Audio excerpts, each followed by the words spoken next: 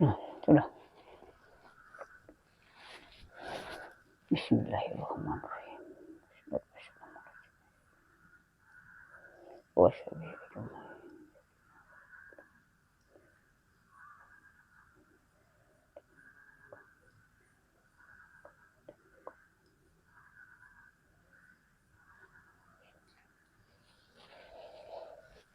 Assalamualaikum warahmatullahi ta'ala wabarakatuh.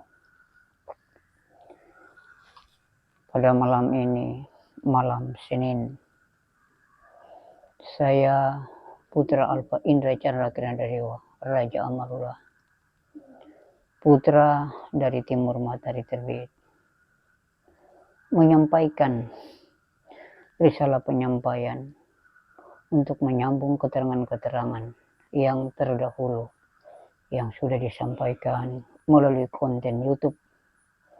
Dan konten YouTube ini adalah konten YouTube untuk memberi estimasi dan menggarisbawahi seluruh keterangan yang telah diunggah ke pihak Republik Indonesia di wilayah kawasan NKRI sekaligus kepada masyarakat bangsa Indonesia. Dengan tujuan kritik yang disampaikan, baik itu pihak pemerintah, pihak agama, pihak adat, juga pihak budaya yang tumbuh di negara dan masyarakat yang ada. Senantiasa tetap berpegang teguh kepada hukum kebenaran, tidak sekali-kali berpegang teguh dengan hukum kekuasaan dan pembenaran atas nama situasi dan keadaan kondisi di mana dipergunakan untuk kepentingan pribadi dan kepentingan kelompok yang berkuasa yang telah disalah terjemahkan dan menjadi kepentingan kekuasaan yang membias menjadi kepentingan hawa nafsu yang bisa mencederai keadaan dan kondisi orang lain. Di tengah persoalan yang berjalan, baik itu dalam negeri maupun di luar negeri, baik itu di daerah maupun di luar daerah, gejolak politik yang berjalan semakin hari semakin menambah ketidakarahan manusia. Semakin hari semakin membuat bingung para manusia, utamanya masyarakat awam yang tidak mengerti latar belakang politik. Selalu senantiasa dibumbui dengan janji, selalu diberikan sebuah estimasi dan janji-janji yang manis. Namun akan dibalik semua itu hanya sebuah retorika kamuflase yang dipakai orang-orang tertentu yang punya kekuasaan, yang punya jabatan, dan yang punya power. Sehingga literatur hukum di negara tidak berjalan optimal sebagaimana mestinya. Karena senantiasa dipolitisir dan dipolitisir untuk kepentingan kekuasaan secara individu dan kelompok. Sehingga legalitas negara yang tadinya mengacu kepada substansi Undang-Undang Dasar 1945 tidak berjalan semaksimal mungkin dan tidak optimal dalam pelaksanaan. Oknum per oknum aparatur negara, baik di tingkat kepresidenan sampai ke lembaga kementerian, tidak bekerja bijak di dalam melaksanakan kebijaksanaan yang ada. Selalu berorientasi kepada kepentingan kekuasaan dan kepentingan politisasi. Basa-basi yang dikemukakan ke ruang publik begitu manis. Namun sayangnya, pada masyarakat publik merasakan keketiran dan penderitaan. Pembicaraan bisnis di sana-sini dibicarakan. Pembicaraan kemajuan ekonomi di sana-sini disebutkan. Namun masyarakat bukan semakin hari dalam kehidupan taraf perkembangan, justru semakin hari masyarakat semakin merosot, mengalami sebuah kehidupan yang semakin sempit. Dikarenakan apa? Politisasi politik yang begitu kuat, mekanisme kekuasaan politik yang marjalilah sana sini atas nama kelompok per kelompok politik yang ada. Sehingga rakyat hanya dijadikan bahan proposal sebagai kelompok dan oknum untuk mendapat tujuan-tujuan yang ditujunya. Sehingga dalam hal ini sebenar-benarnya bahwa rakyat itu sudah tertipu. akibat orang-orang yang menganggap dirinya pintar pandai. Tapi kepandaian dan kepintarannya justru bukan memberikan keseimbangan, melahirkan ketidakseimbangan. Dan terjadilah malapetaka bencana sini, sana sini, dan tuding-menuding persoalan saling menyalahkan. Dan masing-masing menganggap dirinya benar di tengah persoalan yang ada. Padahal sesungguhnya sama-sama terkooptasi di dalam untuk membagi-bagi kekuasaan, membagi-bagi keuntungan. Nah, rakyat dirugikan karena segala janji yang diberikan tidak direalisasikan dengan jelas dan yang sebenar-benarnya. Inilah persoalan-persoalan yang merongrong negara kita, merongrong masyarakat kita, dan membuat bingung masyarakat bangsa Indonesia di tengah situasi yang ada. Bursa di sana-sini diadakan, bursa pencalonan oknum per oknum dilakukan. Tujuannya kenapa? Masing-masing menonjolkan diri dengan kemampuannya. Tapi kemampuan yang dibawanya itu bukan kemampuan yang senantiasa dengan keimanan, tapi melainkan dengan keegoisan, dengan hawa nafsu, dengan emosi tidak puas. Sehingga perilaku yang terbawa atau yang dilakukan itu adalah sesuatu yang terobsesi, terkooptasi, dan ambisi. Maka lahirlah kerusakan di sana-sini. Lalu kerusakan itu dianggap itu soal biasa. Kenapa dikatakan soal biasa? Ini proses demokrasi yang demokratis. Bahasa demokrasi dan demokrasi selalu diulas, selalu dikatakan kalangan akademis dan kalangan orang yang punya elektabilitas, kemampuan dalam menerima suatu penjelmaan pendidikan. Namun mentalitas pendidikan di dalam implementasi sama sekali tidak ada penempatan yang dikatakan etika.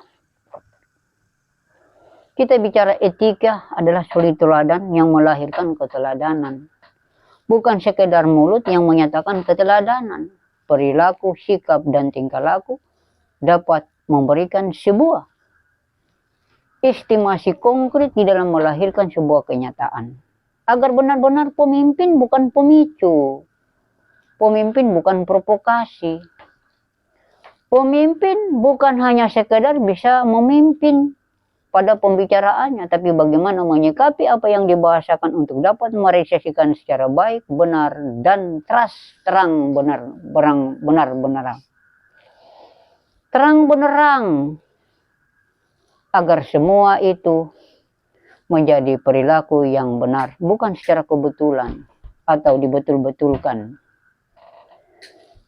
Saya melihat kondisi di tengah situasi etape proses globalisasi berjalan. Banyak persoalan pemerintah yang sekarang ini tidak memberikan sebuah transparansi pelayanan secara konkret, nyata, dan jelas. Selalu dibauri dan dilumuri kepentingan politik dan kekuasaan atas nama ABC. Jadi ABC itu tidak dapat ditafsir, A-nya mau kemana, B-nya mau kemana, C-nya mau di mana. Jadilah simpang siur. Setiap saat para ahli memperdebatkan sesuatu, adu debat, seolah-olah masing-masing pembicara lebih pandai dan lebih pintar. Tapi kepandaian dan kepintaran tidak pernah melahirkan sebuah realisasi secara konkret. Sesungguhnya inilah sebuah gejolak yang akan melahirkan malapetaka. Yang tadinya kita bisa nyaman, pada akibatnya kita tidak bisa aman. Karena terkooptasi, ambisi, sifat daripada perilaku itulah yang membawakan kita menjadi benar-benar tidak bisa dapat kebenaran. Yang kita dapat itu hanya keegoisan. Di ujung yang kita hasilkan apa? Malapetaka dan kehancuran. Kali ini saya mengunggah konten keterangan ini. Saya sampaikan kepada seluruh masyarakat Republik Indonesia. Begitu juga pihak pemerintah Republik Indonesia yang berada di bingkai NKRI.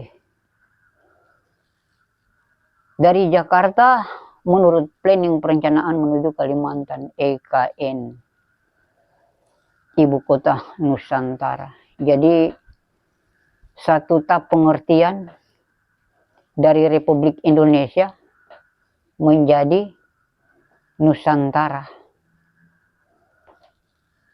ibu kota Nusantara. Jadi kita bicara persoalan sejarah dan peradaban. Mungkinkah sebuah reklame yang begitu besar, mungkinkah dengan iming-iming yang begitu menggairahkan, lalu memicu isu ke sana dan ke sini, apa benar bisa menciptakan sebuah kenyamanan dan keamanan kepada publik yang ada? Atau justru sebaliknya, publik dibuat bingung dan menjadi kacau balau keadaan yang ada. Saya Putra Al-Butuni dari Timur Matahari Terbit, Alfian, alias Imam Mahdi. Yang saya sampaikan, yang saya nyatakan bukan berarti dalam hal ini saya ambisi atau saya mengkritisi, hanya sekedar mengkritisi. Apa yang saya ulas, apa yang saya sampaikan berdasarkan petunjuk dan hidayah, rahmat dan karunia Allah. Mengapa saya harus berani menyampaikan persoalan-persoalan ini ke depan publik dan pemerintah? Karena oknum per oknum pemerintah sudah terlalu menjamur dengan kekuasaan politik, sehingga pergesekan dalam politik kelompok itu semakin hari semakin tidak terelakkan. Semakin hari semakin suhunya memanas. Sampai ketegangan, derajat yang tidak bisa terbilang derajat yang terjadi di dalamnya. Seolah kita lihat dari luar bahwa itu adalah kebaikan, namun di dalam itu banyak kejahatan yang tersembunyi dan banyak kejahatan yang disembunyikan. Baik itu sengaja maupun tidak sengaja.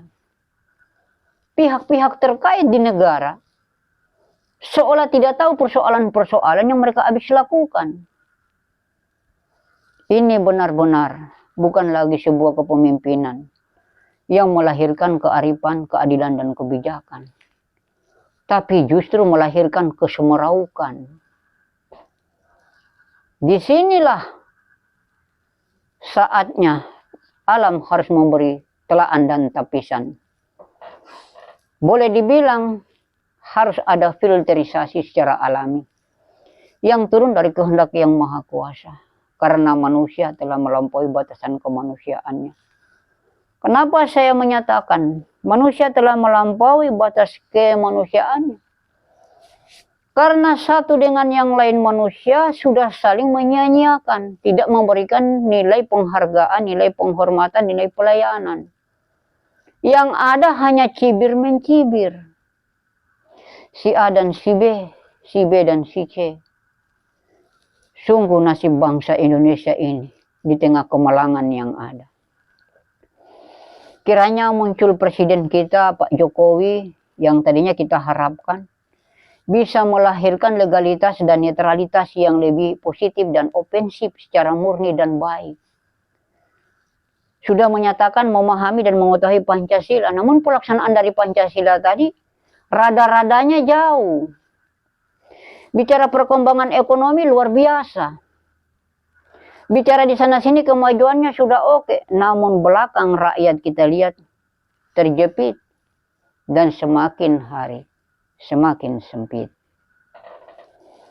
Beberapa unggahan saya mengapa menyatakan saya mengunci obligasi. Karena kejahatan korupsi di negara itu tidak pernah presiden sendiri menuntaskan. Baik itu kejahatan-kejahatan keamanan yang begitu besar, seolah Bapak Presiden menutup mata di depan mata yang terjadi, seolah Bapak tidak mengenal bahwa kejadian itu ada. Rusaknya rakyat bangsa Indonesia itu karena sikap kepemimpinan yang tidak memberikan sebuah cerminan keteladanan yang konkret dalam berbahasa. Mengutamakan kekuasaan, mengutamakan politik, dan mengutamakan kepentingan secara pribadi dan keluarganya. Inilah jalan negara akan menjadi rusak dan kacau balau. Saya masyarakat timur Indonesia sangat merasa heran dengan kepentingan hawa nafsu yang begitu besar kalian di barat. Seolah-olah kalian sudah dekat dengan Tuhan, jadi kalian berbuat semau-maunya, sesuka-sukanya, dengan kepintaran yang kalian tawarkan, padahal membodohi dan memperbodohi masyarakat bangsa Indonesia. Membangun infrastruktur keakademian, namun corak warna orang-orang akademi di pusat pemerintahan sudah tidak memberikan suatu warning yang jelas, justru menjadi keruh. Hukum yang diperdebatkan hukum argumentasi, tapi berbicara mekanisme hukum dasar kemanusiaan sudah tidak ditelaah dan diketahui secara konkret, secara nyata. Saling membuang opini, saling membuang wacana, saling tuding-menuding. Padahal yang menuding juga lebih salah, yang dituding juga salah. Kedua-duanya dalam faktor kesalahan. Mengapa saya nyatakan kedua-duanya dalam faktor kesalahan? Tidak pernah memusyawarahkan sebuah urusan bagaimana solusi dan jalan keluarnya yang lebih baik, lebih jelas, dan lebih terarah. Politik satu menjawab dengan basa-basi, datang politik satu juga menjawab dengan basa-basi. Seolah ejek mengejek, menjadi tradisi kebiasaan dan dianggap itu budaya demokrasi. Luar biasa kalian. Tapi bukan berarti luar biasanya itu akan menimbulkan kebaikan, menimbulkan kerancuan, dan menimbulkan sebuah kerusakan malapetaka. Diakibatkan karena ulah-ulah kalian yang membuat pernyataan tidak jelas apa yang kalian laksanakan, lakukan dalam pernyataan. Sekarang menghadapi sebuah pelantikan lagi. Baik itu pelantikan legislatif, yudikatif, dan eksekutif. Pelantikan Presiden Republik Indonesia, pelantikan DPR, DPR RI. Boro-boro mau dilantik. Urusan rakyat tidak kunjung selesai. Reklamnya jalan terus. Menampilkan diri seolah-olah bisa. Bahwa ini akan terselesaikan dengan mudah. Oh, tidak segampang itu. Kalau saya menilai dengan keadaan dan kondisi yang ada, tidak perlu ada pelantikan Presiden Republik Indonesia dengan situasi yang gonjang-ganjing. Jangan rasa bangga dengan perdebatan politik yang kalian lakukan. Jangan rasa bangga dengan kemenangan politik dengan penuh tipu daya yang kalian laksanakan. Jika tudingan bahasa saya ini benar-benar keliru dan salah, berarti saya bersedia menerima hukuman dari Yang Maha Kuasa. Dilaknat dan dibinasakan. Tapi bagaimana kalau kalian yang melakukan hal yang salah sebagaimana yang saya katakan? Sebaliknya juga akan kena hukuman dari Yang Maha Kuasa. Akan dilaknat oleh Allah Subhanahu wa Ta'ala. Karena kalian berbicara semua hanya kepentingan hawa nafsu yang kalian tujui. Jadi yang kalian jual itu adalah proposal dari suara rakyat populasi jumlah masyarakat bangsa Indonesia dari Sabang sampai Merauke. Dari Mias sampai ke Pulau Rote. Jadi saya harapkan sebentar waktu yang kalian idam-idamkan semoga Allah memberikan rahmat dan kebaikan. Tapi justru sebaliknya. Jika kalian ini benar-benar dalam melaksanakan sesuatu tidak dengan kejujuran, tidak dengan kebenaran, maka Allah sendiri akan membalas dari segala perilaku dan perbuatan kalian. Hukum pasal per bab per ayat sebetulnya sudah vakum dan tidak bisa optimal dipakai. Karena dipakai menjadi perlindungan kekuasaan dan perlindungan para penguasa. Sehingga hukum itu berjalan bukan tidak setara. Tidak ada keseimbangan manusia. Rakyat kecil didiskriminasi. Orang besar dilindungi karena kedudukannya, karena hartanya. Loh, bangsa yang memiliki kemajemukan berdasarkan ideologi dan filosofi yang mendasar. Namun perilakunya jauh dari dasar-dasar yang disebut.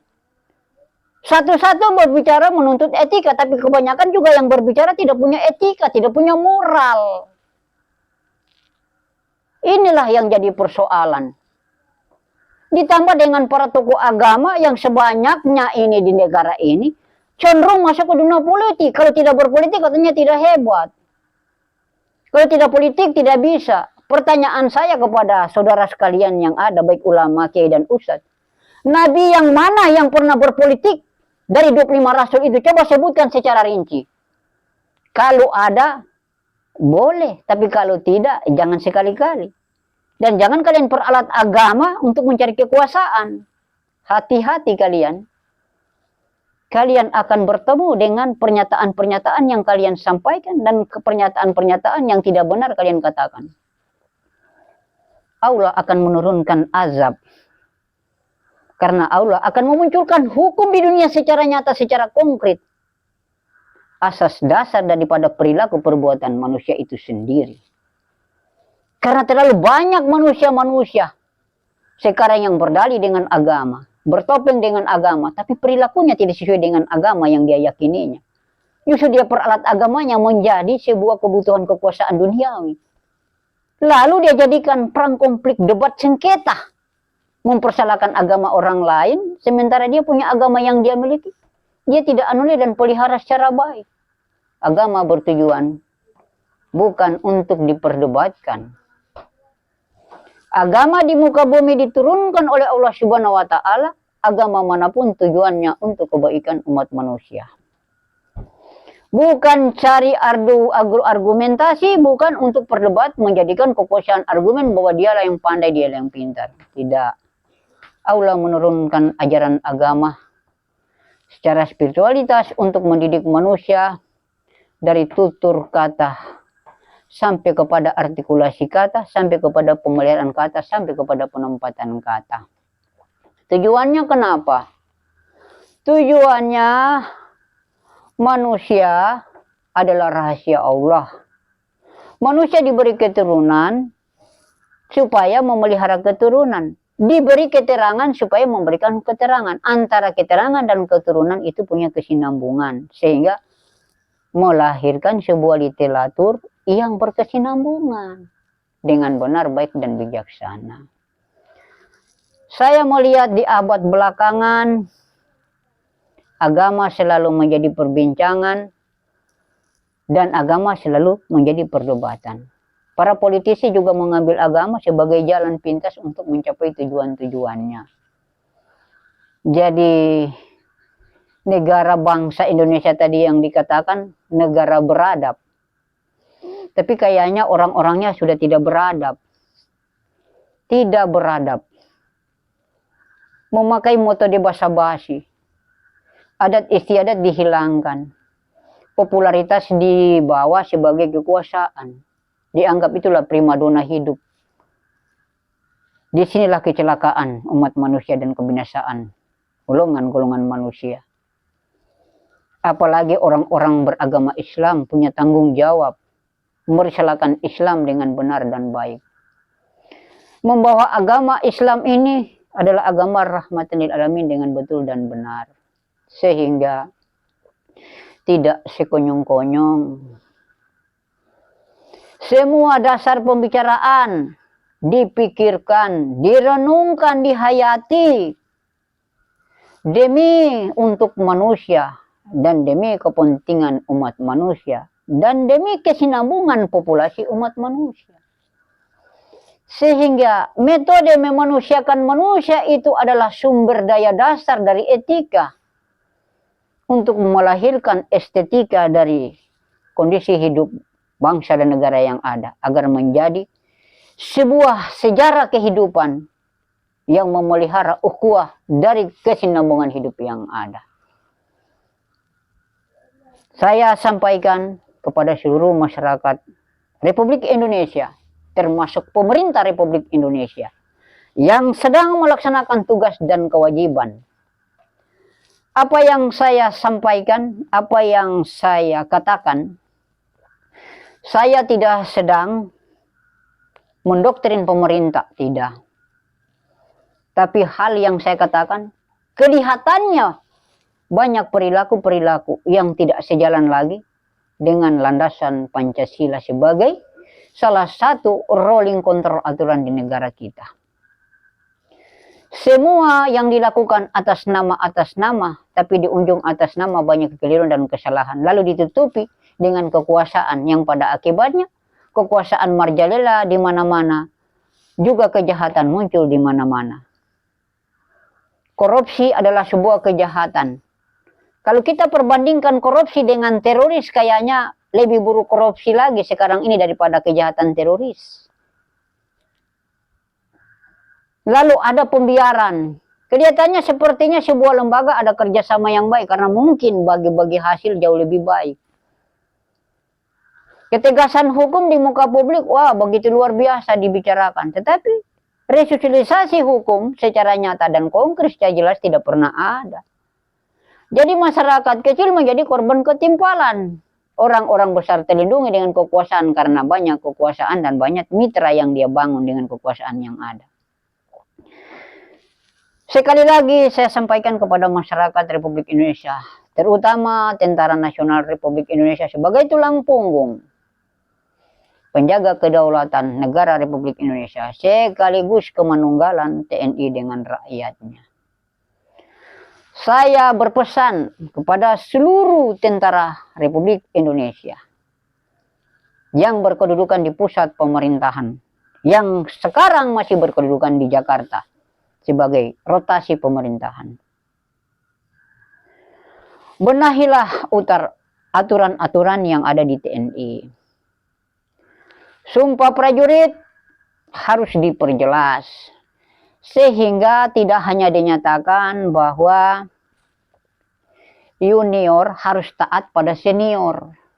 Wah, ini bukan diskriminasi lagi, tapi mempertahankan kekuasaan bawahan jadi sasaran. Buatlah aturan itu yang manusia dan manusiawi. Pancasila tidak punya penekanan, tapi Pancasila mewajibkan kesetaraan keseimbangan dalam aturan. Jabatan yang tinggi maupun jabatan yang rendah. Di dalam menjalankan mekanisme sebuah pelaksanaan, tidak dengan doktrin kekuasaan, tetapi dengan doktrin bahwa kita ini manusia, fungsi memanusiakan manusia, memelihara kemanusiaan yang baik dan benar. Yang punya pangkat, baik itu dia panglima, baik itu dia jenderal, tapi lintas di koordinasi itu lebih penting. Karena kita dalam meletakkan bangsa ini adalah rapat jajak pendapat yang dibahasakan dan dibicarakan dengan baik-baik. Artinya apa? Musyawarah mencapai mufakat. Jadi musyawarah yang dimusyawarahkan, topik pembahasannya, topik pembicaraannya secara jelas. Sehingga pembicaraan yang dimusyawarahkan itu dapat mendapat sebuah kesimpulan dan putusan yang terarah dan jelas. Tidak dengan argumentasi debat. Berarti negara kita ini sekarang bukan negara Republik Indonesia, tapi negara debat-debat. Jadi jangan heran kalau negara debat-debat di sana-sini berdebat. Saya sampaikan pada masyarakat Republik Indonesia dan pemerintah Republik Indonesia, di tengah situasi yang ada, jagalah lingkungan kedamaian dan keamanan yang baik dan yang benar. Hukum Allah akan datang. Saya tidak sedang berbicara sebagai paranormal. Tidak. Saya membahasakan sebuah pembahasan berdasarkan ketetapan dan petunjuk yang saya dapatkan. Lalu saya bahasakan. Saya tidak bahasakan suatu bahasakan, saya buat konsep di atas kertas lalu saya baca. Tidak. Rahmat dan hidayah karunia Allah yang saya lisankan dari lubuk hati saya. Untuk saya lahirkan secara konkret ke seluruh bumi persada, utamanya di wilayah NKRI dan di Nusantara yang ada. Bagaimana kita mencapai kesejahteraan? Bagaimana kita mencapai kemakmuran? Dan bagaimana kita bisa mencapai kemaslahatan? Kalau setiap hari hanya dibumbui dengan perdebatan dan keributan. Politik maju dengan kelompok basa-basi masing-masing kelompok. Oknum per oknum maju minta rakyat memberikan rekomendasi supaya bisa jadi pemimpin. Setelah jadi pemimpin, tahu-tahunya dia jadi pemicu dalam kepemimpinan. Baik itu di pusat, baik itu di daerah. Loh, jadi rakyatnya bagaimana? Rakyatnya mau simpan kemana? Kita bicara NKRI ini kan, kalau kita bicara kedaulatan, rakyat ini yang memegang kedaulatan. Pemerintah hanya menjalankan sebuah kebijakan untuk bisa mengawasi dan mewakili kondisi jumlah populasi masyarakat bangsa Indonesia. Tapi oknum pemerintah jangan semena-mena dengan rakyatnya loh. Jangan. Jangan terlalu gagah-gagahan, yang terlalu merasa perkasa. Para leluhur pendahulu sudah mengorbankan jiwa dan raga mereka, harta benda mereka untuk memperjuangkan negara Republik Indonesia ini. Dan mereka tidak sebutkan di mana mereka gugur, di mana mereka mati, di mana pusara mereka, tidak. Mereka berjuang untuk melepaskan diri dari belenggu penjajah yang ada. Kenapa lagi kita sekarang sama-sama kulit, sama-sama rupa, sama-sama warna saling menjajah? Pemerintah sudah tidak melahirkan sebuah kenyataan transparansi secara konkret, tapi selalu melahirkan basa-basi politik. Lalu dianggap itu yang paling konkret, padahal di belakang sana pekerjaannya lain daripada lain. Metode apakah yang kita pakai ini? Menuju perubahan secara global. Berarti manusia dari kolong langit timur, barat, utara, selatan dipacu menuju kepada satu keterangan. Lain tidak keterangan itu bagaimana membangun soliditas kemanusiaan yang manusiawi. Agar senantiasa anak cucu Adam membangun dalam landasan ketenangan. Jika anak cucu Adam dalam ketenangan, ya kesenangan pasti diraih. Kita bicara kekayaan. Pemerintahnya saja amburadul. Kita bicara amanah, mengaku punya amanah. Pemerintahnya menurutnya banyak nggak becus. Secara oknum. Lalu melegitimasi rakyat, ini rakyat ini yang salah. Masyarakat yang salah. Masyarakat itu ibarat anak yang mudah dibawa kemana saja. Pemerintah sebagai bapaknya masyarakat, sebagai ibunya masyarakat, harus betul-betul dewasa. Dewasa dalam pendewasaan, bukan karena hanya dewasa usianya, atau besar kedudukan dan jabatannya, bukan. Tanggung jawab yang dipertanggungjawabkan di hadapan Yang Maha Esa, dirinya dan kepada umat manusia yang ada. Sehingga dia tidak menyia-nyiakan dan dia tidak tersia-siakan. Tapi kalau dia menyia-nyiakan, pasti dia juga akan tersia-siakan. Sebab akibat. Jadi yang saya sampaikan kepada masyarakat Republik Indonesia, hukum yang akan ditelah harus melalui hukum-hukum adat. Hukum-hukum agama yang betul benar kajiannya sampai ke lubuk hati, sampai ke halus nasi ruh daripada manusia itu secara suci, supaya hukum jangan hanya disebut pasalnya lalu orang lain didera dengan pasal, bab, dan ayat. Sementara dia yang membacakan pasal, bab, dan ayat, kemungkinan orang yang dihakimi tadi jauh lebih baik daripada orang yang membaca pasal, hukum, bab tadi. Karena kenapa? Seorang hukum kalau penerima suap, itu hukum yang tidak benar. Hukum dalam kebijakan yang tidak seimbang, itu bukan pelaku hukum, tapi penjahat hukum dalam melaksanakan sebuah hukum yang ada. Ini hakim-hakim tolong. Kasihan yang saya lihat hakim-hakim, jaksa-jaksa, polisi-polisi ini. Sudah diberi gaji oleh negara, juga masih menerima suap gaji di luar hitungan gaji yang ada. Mudah menerima suap dan mudah diberi suap. Loh, masa pejabat publik negara bisa begitu? Apakah kalau tidak menerima suap nanti kurang gaji? Ataukah nanti kurang harta? Ini yang kalian ciptakan, ini adalah sebuah persoalan buruk sebenarnya. Dan kalau kita bicara hukum, yang sebenarnya tindakan hukum yang pas bagi kalian itu harus dieksekusi di hadapan publik sebagai jaminan dari perilaku kalian yang menyimpang. Kalian rakyat curi ayam disiksa luar biasa dalam hukuman. Kalian yang pencuri miliaran, ratusan triliun, kok dianggap biasa-biasa saja? Berarti luar biasa ini negara. Menurut pandangan luar biasa, tetapi menurut kejadian di luarnya biasa tapi di dalamnya binasa. Korbannya rakyat. Ya, saya tegaskan sekali lagi. hukum akan datang dari kekuasaan yang maha kuasa. Dan saya tidak sedang mereklamikan bahasa. Saya diberi ilham, saya diberi petunjuk, diberi hidayah untuk menyampaikan risalah ini secara akbar kepada masyarakat bangsa Indonesia, bahkan kepada seluruh masyarakat dunia di mana berada. Tepat pada malam Senin, saya sampaikan kabar berita ini. Dan para pengunggah konten YouTube di mana berada, baik itu yang beragama Islam, baik pula yang beragama Kristiani, beragama Hindu, beragama Buddha, Konghucu, juga yang beragama Shinto di agama-agama negara-negara lain. Sekarang bersihkan kiblat masing-masing dan bersihkan diri masing-masing.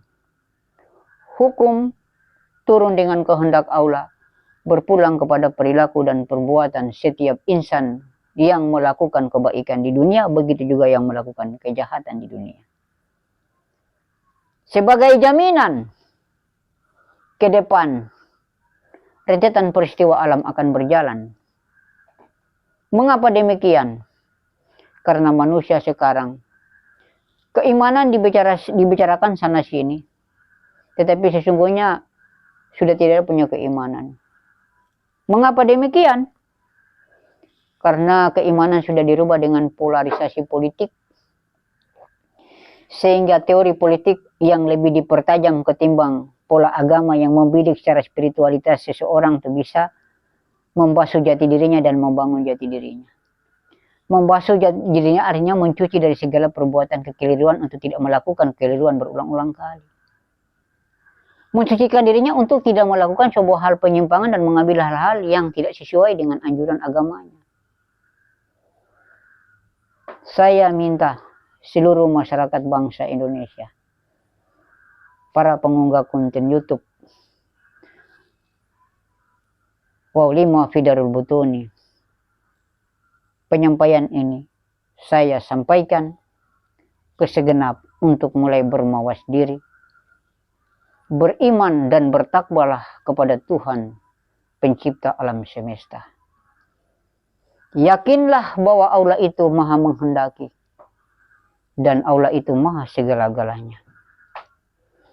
Kekuasaan manusia tidak bisa membatalkan keputusan Allah Subhanahu wa Ta'ala. Ketinggian hawa nafsu manusia tidak bisa melantahulukan alam semesta, melainkan alam semesta bisa membinasakan manusia di tengah reputasi kehancuran keimanan manusia, di tengah perilaku kebobrohan yang ada. Yakin dan percaya. Keputusan hukum di mana saja berada akan sama timbangannya, berpulang kepada alam. Sebentar nanti Allah akan menghendaki apa yang dikehendakinya. Dan Allah akan memutuskan apa yang diputuskannya. Dan Allah menyimpulkan apa yang disimpulkannya. Asal dasar kehendak dan kekuasaannya, dia akan melahirkan apa yang sebenar-benarnya.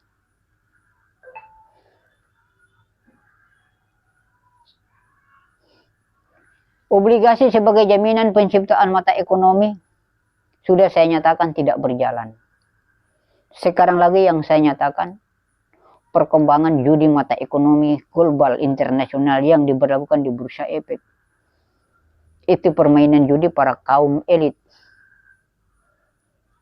Ya, semoga kalian masih bisa melaksanakan, tetapi bagi saya, rada-radanya akan tidak lagi terlaksana Bursa Efek di internasional, karena itu adalah judi ekonomi yang begitu besar di setiap negara.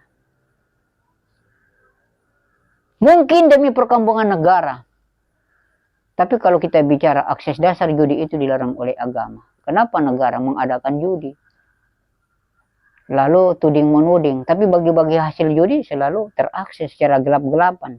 Tidak transparan, tapi secara gelap-gelapan. Ini kan menjadi negara boneka kalau begini jadinya, dan bangsa Indonesia ini jadi apa? Sebagai bangsa yang besar, sebagai bangsa yang menuju kemajemukan, Dari metropolitan menuju megapolitan, dari megapolitan menuju mercusuar, dari mercusuar menuju superpower. Apa iya basic to basic generasi bangsa Indonesia sanggup? Dari metropolitan menuju megapolitan saja sudah banyak korupsi, banyak penjahat yang melakukan kejahatan ekonomi. Terbilang dan tergolong kalangan elit rata-rata yang memang menerima suap dan makan suap. Tidak perlu disebut oknum per oknum, tapi saya rasa kalian pasti tahu. Dan tahu kalian dirinya sejak kapan kalian menerima dan sejak kapan juga kalian membicarakan hal-hal yang ada. Hilangkan perilaku yang menyimpang.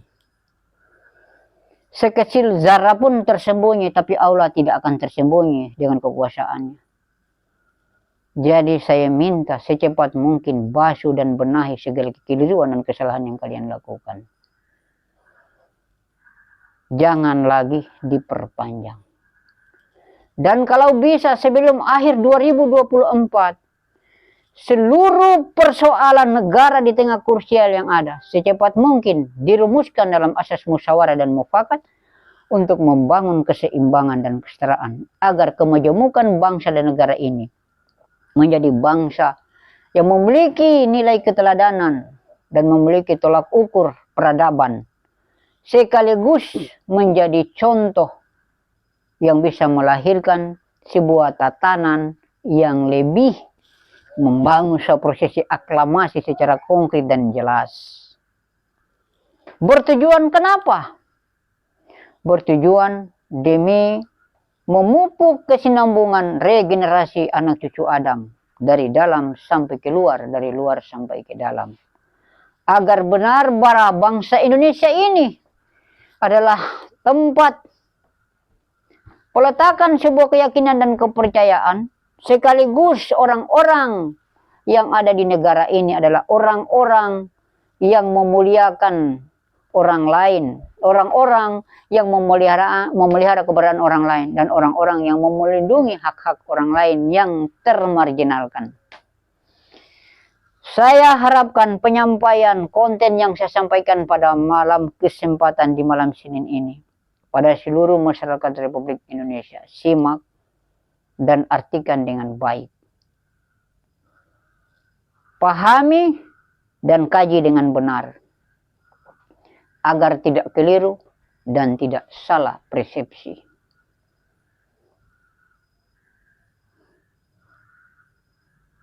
Saya menyampaikan bukan mencari popularitas atau mencari dukungan massa. Saya menyampaikan agarlah cari kiblat yang dapat menyelamatkan kondisi dan keadaan di tengah situasi kita dihadapkan pada keterpurukan yang semakin besar. Mengapa saya katakan keterpurukan semakin besar? Dalam internal negara, resensi ekonomi semakin hari semakin menjepit. Kenapa demikian? Ulah kejahatan korupsi di mana-mana terjadi. Ulah pembiaran kejahatan terjadi, saling melindungi, bagi-bagi kekuasaan dan hak-hak bagi kejahatan korupsi selalu dilakukan. Jangan hukum berdiri tegak. Tetapi perlu kalian ketahui jika kalian tidak lakukan hukum berdiri tegak, hukum Allah akan datang. Lebih tegas dan lebih tegap. Sepandai-pandainya manusia menyembunyikan sebuah kejahatan, tapi pasti akan muncul kelak di ujung nanti. Waktu tidak bisa dibohongi. Selang dengan waktu, semua akan terjawab dan terbilang apa yang tersembunyi. Yakin, sepanjang manusia masih konsumsi, makan dari hasil tanah, juga tidak luput, pasti akan terbaring juga ke tanah. Tetapi kali ini bila makan barang yang tidak benar, maka sebab akibatnya adalah konsekuensi yang bisa mengakibatkan dia fatal. Karena kenapa? Cara makannya yang tidak benar melahirkan perilaku yang tidak betul. Sudah barang tentu. Karena di dalam pikiran dan perasaannya yang ada buruk, buruk dan buruk, maka lahirlah keterpurukan yang ada. Penyampaian konten ini saya sampaikan kepada masyarakat Republik Indonesia secara singkat. apakah saya mau lanjutkan ke depan? Saya belum bisa pastikan, tetapi pada konten penyampaian malam Senin di bulan 7 ini, saya batasi, dan apa yang saya sampaikan segenap menjadi perhatian bagi masyarakat Republik Indonesia, termasuk pemerintah Republik Indonesia di tengah situasi yang ada. Dan saya harapkan militer tetap berinovasi, membentuk militer yang benar-benar tampil, gagah perkasa, gagah berani, bertanggung jawab, melahirkan keadilan dan kejujuran dan kearifan, selalu ada di gugus depan, di depan publik masyarakat bangsa Indonesia untuk mempertahankan kedaulatan negara, Pancasila dan masyarakat bangsa Indonesia. Sekali lagi, TNI Angkatan Udara, Angkatan Darat, dan Angkatan Laut senantiasa, saya harapkan semua bergandengan tangan atas nama militer di 3 angkatan. Sebagaimana ulasan-ulasan unggahan konten YouTube yang saya sampaikan kemarin, itu adalah perumpamaan hidup dalam kehidupan manusia. Alam pemikiran, alam perasaan, dan alam perilaku sudah saya ulas kemarin. Maka kalian sebagai tulang punggung yang mempertanggungjawabkan, yang melindungi dan memelihara kedaulatan. Jika dalam pandangan dan penglihatan kalian memang benar tidak jelas dan tidak benar, kalian melakukan langkah yang lebih pas, tepat, dan cepat mengantisipasi persoalan. Demi dan untuk kesinambungan bangsa yang besar, keamanan bangsa yang besar. Jangan ada pembiaran dan jangan ada kelalaian. Hati-hati, hati-hati, dan hati-hati. Dicermati segala persoalan. Jangan lihat datang gula langsung dikonsumsi, namun gula itu menjadi racun. Jangan datang lihatnya pahit, kalian langsung tendang, namun pahit itu bisa menjadi obat. Maka perlu dengan kajian dan pengertian secara sadar dan secara sehat, agar membuat kesimpulan tidak karena tergesa-gesa, tidak karena dipengaruhi, karena tidak dipaksa, tapi dengan nurani yang mendasar, sehingga sebuah kesimpulan, lahirlah sebuah keterangan dari kesimpulan yang benar, arif, dan bijaksana. Terima kasih, salam hormat saya kepada seluruh masyarakat bangsa Indonesia. Salam merdeka dari Sabang sampai Merauke, dari Nias ke Pulau Rote. Assalamualaikum warahmatullahi taala wabarakatuh.